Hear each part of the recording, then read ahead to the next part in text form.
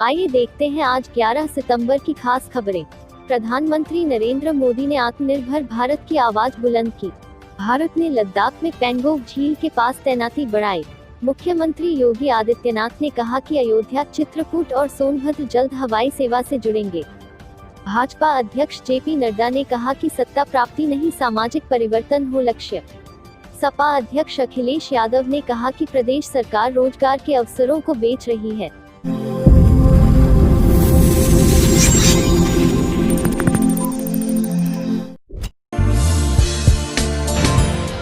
Moral जगाना है, भारत बनाना है, भारत बनाना है। Moral group of companies, always together. आइए देखते हैं सलीम शहजादा की बाराबंकी से यह रिपोर्ट। थाना देवा क्षेत्रांतर्गत हाजी वारिस अली शाह की दरगाह पर प्रत्येक वर्ष लगने वाला उर्स इस वर्ष कोविड-19 के संक्रमण के दृष्टिगत स्थगित रहेगा। उक्त संबंध में देवा मेला समिति सदस्य का वक्तव्य।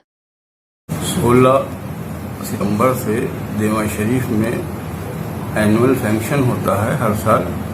इस साल कोविड-19 की वजह से उर्स नहीं होगा।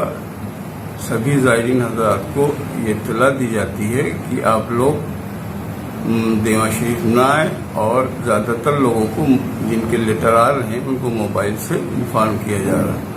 आने से प्रशासन और शासन दोनों को परेशानियां होंगी। गाड़ियां भी नहीं चल रही और आपको दिक्कत होगी। रहने के लिए प्रशासन ने कोई इजाजत नहीं दी। आस्थाने के अंदर जो रूम्स हैं उसमें कोई आदमी नहीं रहेगा। आइए देखते हैं बिस्मिल्ला खान की फैजाबाद अयोध्या से यह रिपोर्ट। अयोध्या राम जन्मभूमि तीर्थ क्षेत्र ट्रस्ट के अकाउंट से 6 लाख रुपए फर्जीवाड़ा के रूप में निकालने का मामला सामने आया है। राम जन्मभूमि तीर्थ क्षेत्र ट्रस्ट के महामंत्री चंपत राय ने कोतवाली अयोध्या में अज्ञात लोगों के खिलाफ मुकदमा दर्ज कराया है। मामला बेहद गंभीर है। राम जन्मभूमि तीर्थ क्षेत्र ट्रस्ट के भारतीय स्टेट बैंक नए घाट अयोध्या में खाता संख्या 392002350662 राम जन्मभूमि तीर्थ क्षेत्र ट्रस्ट के नाम खुला हुआ है, जिसमें ट्रस्ट के महामंत्री चंपत राय और ट्रस्टी डॉक्टर अनिल मिश्र सिग्नेचर अथॉरिटी हैं, जिनके माध्यम से भुगतान हो सकता है। कल दोपहर एसबीआई बैंक लखनऊ से महामंत्री चंपत राय के पास फोन आया कि चेक संख्या 7,40,798 के माध्यम से 9,86,000 का भुगतान का चेक बैंक में जमा किया गया है, क्या यह भुगतान किया जाना है? इस पर महामंत्री चंपत राय ने चेक बुक से देखकर बताने की बात कही, और जब चंपत राय ने अपने चेक बुक में इसको देखा तो इस नंबर का चेक बुक में लगा मिला। बैंक से जब जानकारी की गई तो एक बड़ा गंभीर मामला सामने आया कि चेक संख्या 7,40,799 दिनांक 1.09/2020 को 2 लाख रुपए 50,000 पीएनबी बैंक में ट्रांसफर किए गए। वही चेक संख्या 740,800 से दिनांक 8 सितंबर 2020 को 3 लाख रुपए 50 पीएनबी को ट्रांसफर किए गए। कुल 6 लाख रुपए पंजाब नेशनल बैंक के अकाउंट में फर्जीवाड़े के तरीके से ट्रांसफर किए गए। बल्कि यह तीनों चेक राम जन्मभूमि तीर्थ क्षेत्र ट्रस्ट के चेक बुक में लगे रहे। राम जन्मभूमि तीर्थ क्षेत्र ट्रस्ट के अकाउंट से फर्जीवाड़े के मामले को सामने आते ही पुलिस प्रशासन और बैंक में हड़कंप मच गया। आनन फानन में महामंत्री चंपत राय ने अयोध्या कोतवाली में अज्ञात लोगों के खिलाफ मुकदमा अपराध संख्या 658/20 धारा 419, 420, 467, 468, 471 के तहत मुकदमा दर्ज कराया गया है। पुलिस ने आईटी सेल सहित 2 टीमें बनाई है। साथ ही भारतीय स्टेट बैंक लखनऊ, जहां से फर्जीवाड़ा करने की कोशिश की गई, फर्जीवाड़ा किया गया, वहां की सीसीटीवी फुटेज को भी खंगाला जा रहा है। राम जन्मभूमि के खाते से फर्जीवाड़े तरीके से 6 लाख रुपए निकालने का यह पहला मामला है। मामला बेहद गंभीर है और इस घटना से बैंक और पुलिस विभाग में भी हड़कंप मचा हुआ है। वहीं अयोध्या डीएसपी राजेश राय ने बताया कि राम जन्मभूमि तीर्थ क्षेत्र ट्रस्ट के द्वारा जानकारी दी गई थी 1.5 लाख का और 3.5 लाख का फर्जी चेक लगाकर निकाल लिया गया। यह चेक 1 सितंबर, उसके 2 दिन बाद दूसरा चेक से पैसा निकला गया, और जब तीसरा चेक 9,86,000 लगाया गया तो बैंक से वेरिफिकेशन कॉल किया गया तो इस मामले की जानकारी ट्रस्ट के महासचिव चंपत राय को हुई, जिसके बाद ट्रस्ट के द्वारा दिए गए जानकारी के मुताबिक मुकदमा पंजीकृत करके कार्यवाही की जा रही है। बाइट चंपत राय, महामंत्री श्री राम जन्मभूमि तीर्थ क्षेत्र ट्रस्ट। बाइट राजेश राय, डीएसपी अयोध्या। कल दिनांक 9/9/2020 को समय 1500 बजे श्री राम जन्मभूमि ट्रस्ट के महासचिव श्री संपत राय जी द्वारा एक प्रार्थना पत्र प्रेषित किया गया, जिसमें अंकित किया गया था कि ट्रस्ट के अकाउंट से लगभग 6 लाख रुपए फर्जी चेक द्वारा पैसे विड्रॉ कर लिया गया है। इस संबंध में एफआईआर अंकित कर दी गई है। इसकी जानकारी गहनता से की जा रही है। शेष विधिक कार्रवाई हेतु एक टीम रवाना कर दिया गया है। जालसाजी हुई है, वो जालसाजी है क्या? कल दोपहर लगभग 12 बजे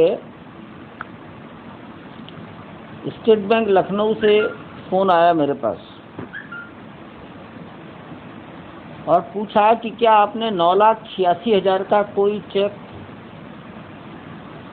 किसी को इशू किया है?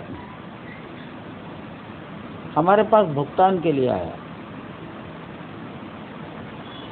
बैंकों में व्यवस्था है, वो पूछ सकते हैं, अगर हम हाँ करेंगे तब वो भुगतान कर देंगे।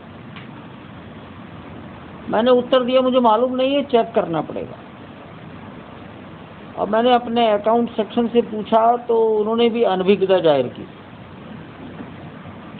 ये बात हमने लखनऊ के एसबीआई के उस व्यक्ति को बताई जिसने सवाल किया था।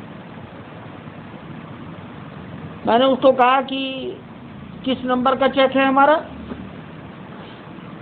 उन्होंने चेक का नंबर बता दिया। मैंने चेक बुक खोली तो वो नंबर हमारी चेक बुक में ऑलरेडी लगा हुआ था।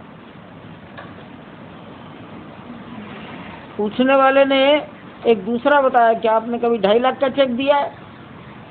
मैंने कहा याद नहीं है, नंबर बताइए। नंबर बताया, वो चेक भी हमारी चेक बुक में लगा था। तो इस प्रकार 3 चेक निकले, 2.5 लाख, 3.5 लाख और 9,86,000।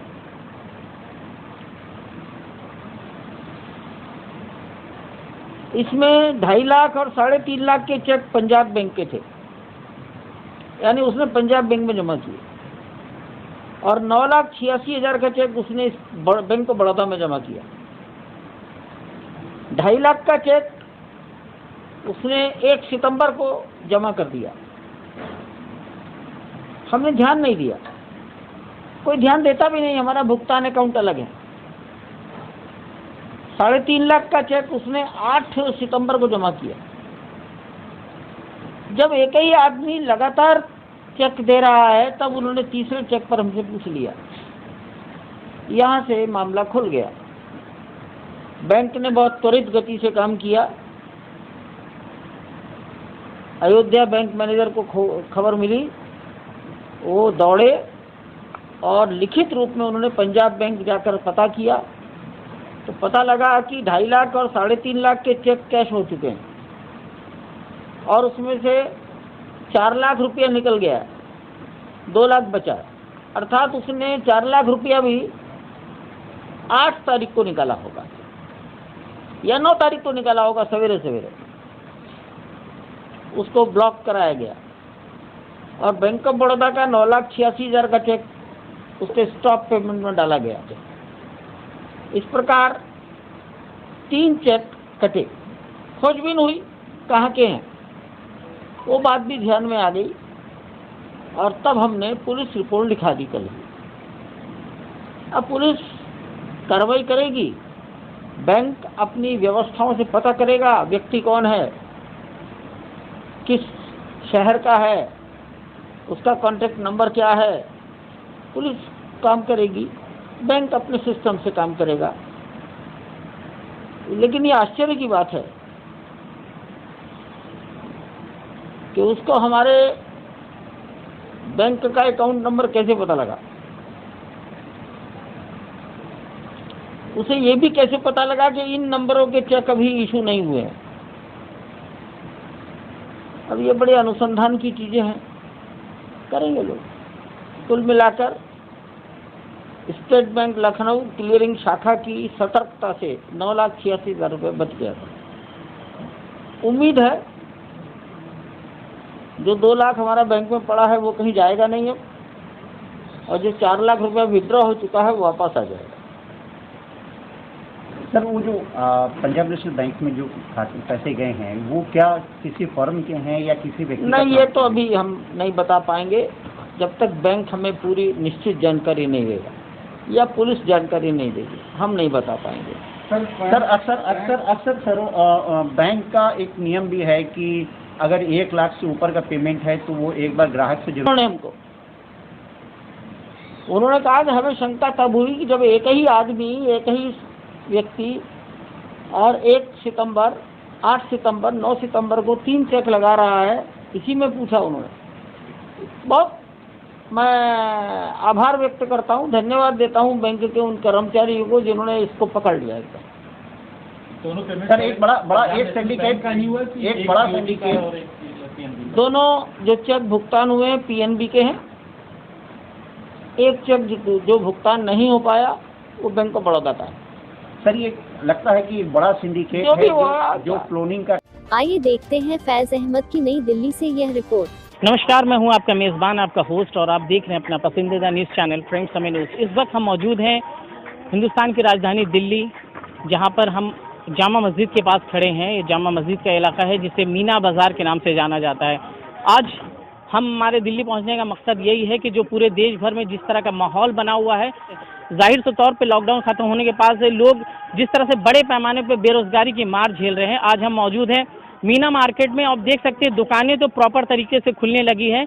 क्या हकीकत में खुलने के बाद जो कस्टमर है वो आ रहे हैं कि नहीं, ऐसी ज़मीनी हकीकत जानने के लिए हम पहुंच चुके हैं दिल्ली, और यहाँ की ताज़ा तरीन खबरों से आपको रूबरू कराएंगे। मैं अपने कैमरामैन से कहूँगा ज़रा तस्वीरों के जरिए दिखाएं कि जो हालात है मार्केट की। ये मीना मार्केट है दिल्ली का। आप देख सकते हैं दुकानें पूरी तरह से खुली है, लेकिन अगर हम बात करें यहाँ ख़रीदारों की तो ख़रीदार बिल्कुल नहीं है। वजह यह है कि किसी के पास ना पैसा है ना किसी तरह की सहूलतें, जिस तरह से सिर्फ महज लोग इस वजह से जी रहे हैं कि 2 वक्त की उनकी रोजी रोटी, खाना पीना हो सके, उसके बावजूद ना वो किसी तरह का सामान खरीद रहे हैं, ना किसी तरह का शौक है, हर तरीके से वो परेशान है।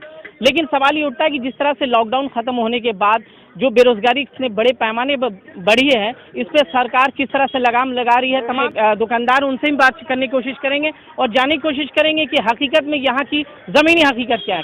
भाई साहब, क्या नाम है आपका? मेरा नाम मोहम्मद गुफरान। गुफरान जी, ये बताइए कि मैं तो देख रहा हूँ कि दुकानें जो है खुल रही हैं, लेकिन कस्टमर और ग्राहक के नाम कहें तो बिल्कुल महज एक तो दिखा। वजह क्या है?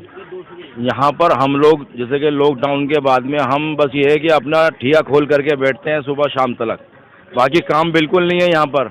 यानी कि हमारा खुद का खर्चा जैसे तैसे पूरा भी नहीं हो रहा है। मतलब हमारा खर्चा पूरा हो जाए वही बहुत है। सुबह आते हैं, अपने ठिया लगाते हैं, माल लगाते हैं, मेहनत करते हैं, शाम को बंद करके चले जाते हैं। कोई काम वाम का यहाँ पर पब्लिक ही नहीं आ रही है अभी।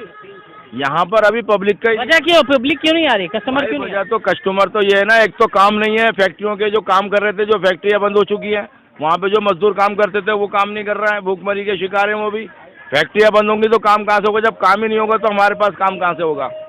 देखिए, कहीं की सरकारें हो दावा कहती है कि हम तमाम तरीके से रोजगार को बढ़ावा देने के लिए, जो ज़मीनी हकीकत है यहाँ के लोग जो हैं इस उम्मीद से दुकान खोलते हैं कि सुबह से शाम तक कुछ रोजी रोटी का हिसाब हो पाएगा और घर में जाके अपने बाल बच्चों का पालन पोषण करेंगे। लेकिन जो ज़मीनी हकीकत है, आप देख रहे हैं तस्वीरों, आपको दिख रहा है कि कस्टमर बिल्कुल नहीं है और हर रोज़ दुकानें खुलती है। हर रोज़ यही उम्मीद होता है कि कुछ पैसा यहाँ से मिलेगा, लेकिन सही तौर पर देखा जाए तो ना कस्टमर है ना पैसा है, महज ऊपर वाले के भरोसे चल रहा है। पिछले 6 महीने से ऐसे ही लॉकडाउन के बाद से, जब से दुकानें खुली अब से ऐसे ही बैठे हुए हैं, क्योंकि रास्ते बंद हैं, बॉर्डर सील हैं, ट्रेनें नहीं चल रही, गाड़ियाँ नहीं चल रही। इसकी वजह से कारोबार ही नहीं है। पूरी मार्केट में आप देखें, पूरी मार्केट में सन्नाटे पड़े हैं, कारोबार दूर से दूर तक नहीं है। बस ऐसे ही हाँ पर आके बैठ जाते हैं। अब ये बैठे हैं हमारे भाई, ये भी दुकानदार है, ये भी दुकानदार है, ये सब दुकानदार खड़े होकर बातें कर रहे हैं यहाँ पे बैठ के। काम वाम बिल्कुल नहीं है, बिल्कुल ख़त्म है काम। जैसा कि मैंने आपको पहले भी तस्वीरों में दिखाया कि जो दिल्ली के हालात है और जो मीना मार्केट के जो हालात है आपके सामने हैं।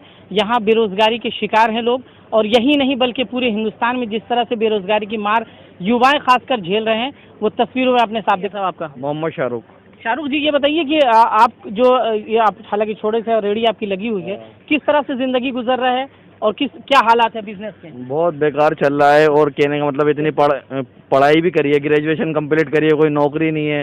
ये फुटपाथ लगाते हैं, यहाँ पे कारोबार नहीं है, पढ़ाई भी बेकार है, जैसे करके, और कारोबार ऐसा है बिल्कुल बहुत ही बुरा हाल है इस टाइम बाजार का। आप सब तरफ दिखा सकते हो, बिल्कुल सौंपता है बाजार में। रेहड़ी वालों को 15-15 हजार देने के वादा किया था सरकार ने, क्या आप लोगों को मिला 15 हजार रुपये? कुछ भी नहीं मिला जनाब, 1 रुपया नहीं मिला। और गवर्नमेंट ने वादा किया था कि जैसे हमारे दिल्ली के सीएम है अरविंद केजरीवाल जी के, गवर्नमेंट जितने भी रेहड़ी पटरी वाले हैं जो परमानेंट, हमारा एमसीडी से चालान तलक कटा हुआ है इसका, जो हम पटरी लगाते हैं, तो 15-15 हजार रुपये पर पटरी वाले को गवर्नमेंट ने कहा था कि जो हम लॉकडाउन से 5 महीने से परेशान थे कि हम देंगे इन्हें काम करने के लिए।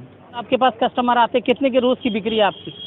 मतलब कभी कभी बिस्मिल्लाह नहीं होता है, बिस्मिल्लाह होने को राजी नहीं होता, बोनी तलक नहीं हो रहा है, 4-4, 5-5 बज जाते हैं, कभी कभार 6-6 बजे बोनी होता है, एक गिराक आता है 6 बजे।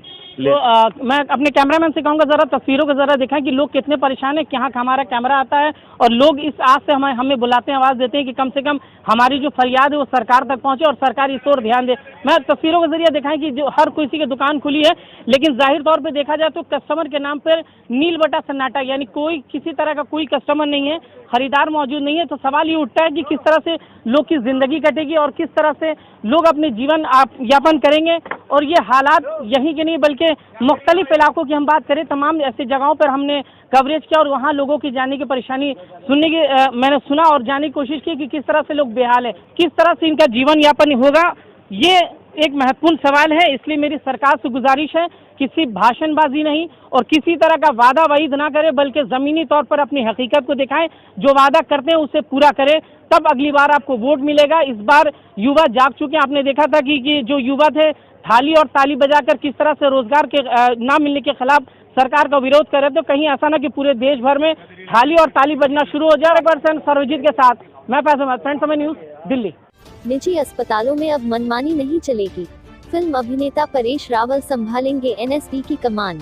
रक्षा मंत्री राजनाथ सिंह ने कहा कि गेम चेंजर साबित होगा राफेल, अब भ्रष्टाचार की फाइलें लटकाई नहीं जा सकेंगी। कंगना राणावत ने कहा कि उद्धव ठाकरे शिवसेना से सोनिया सेना बन चुकी है। सुप्रीम कोर्ट ने कहा लोन मोरेटोरियम पर 2 हफ्ते में जानकारी दे केंद्र सरकार। केंद्र सरकार राज्यों की बिना शर्त कर्ज सीमा बढ़ाएगी। निर्माण शुरू होते ही बढ़ने लगे स्टील और एल्यूमिनियम के दाम।